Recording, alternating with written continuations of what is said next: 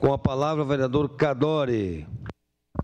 Senhor presidente, caros colegas vereadores, José Ademir Teodoro nasceu em 1963 em Maximiliano de Almeida, é quase meu conterrâneo, porque eu morei 17 anos lá e tenho cidadão maximilianense.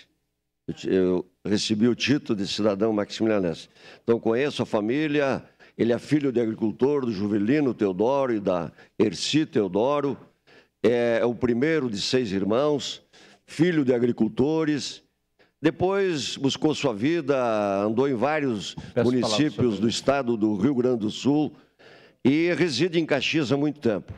É radialista, é comunitarista, ele tem feito cobertura dos Jogos do Caxias, do Juventude, através do Facebook, YouTube, e, enfim, é uma pessoa de notoriedade, uma pessoa do bem, é uma pessoa que tem feito um trabalho, passou em várias rádios de Caxias do Sul, São Francisco é uma delas, trabalha hoje, faz programas na Rádio Miriam, do Caravaggio, Farroupilha, enfim, merece a esta homenagem e eu me sinto honrado em fazer isso, porque é um reconhecimento pelo trabalho que ele tem feito ao longo de sua vida e, como disse, radialista, sempre se comunicando, o próprio Alberto Meneguzzi, que é radialista, sabe disso, e tantos outros aqui, a importância que tem os meios de comunicação. E ele sempre foi um líder e um ser humano diferenciado.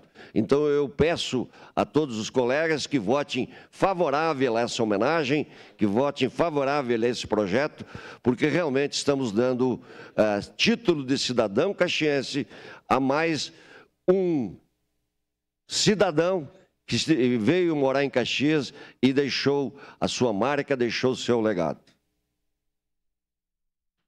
Era isso, senhor presidente, meu muito obrigado.